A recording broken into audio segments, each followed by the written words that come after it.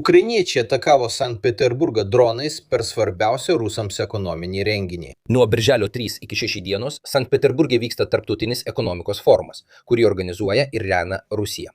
Jame dalyvauja apie 20 000 lankytojų iš mažiausiai 130 skirtingų šalių, iš institucijų, vyriausybių ir verslo sektorių. Renginys skirtas pritraukti investicijų, stiprinti komercinius ir ekonominius ryšius pasaulyje, bei stiprinti tarptautinį Rusijos kaip inovacijų centro įvaizdį. Kelios valandos prieš svarbų renginį Ukrainos dronų atakos apgadino naftos saugojimo objektą ir kai kuriuos karinius taikinius. Pataikytas objektas yra vos daugiau nei už 10 km nuo ekonomikos forumo vietos. Tai yra reputacijos žala Rusijai ir kelia Rusijai nepatogumų tarptautinių partnerių akivaizdoje.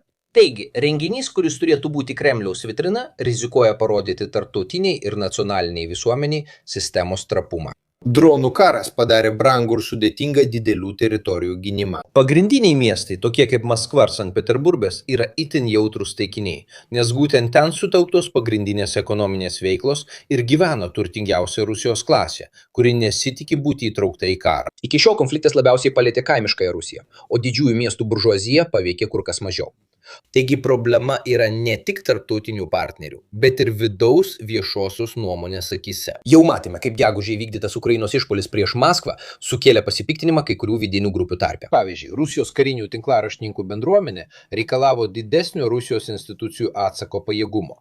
Tokie įvykiai yra rimtas smūgis Kremliui, ne tiek materialinė prasme, kiek reputacijos ir patikimumo tarptautinių bei vidaus lygmenių. O ką jūs apie tai manote? Kaip visada, daugiau informacijos rasite komentaruose arba aprašyme. Ačiū.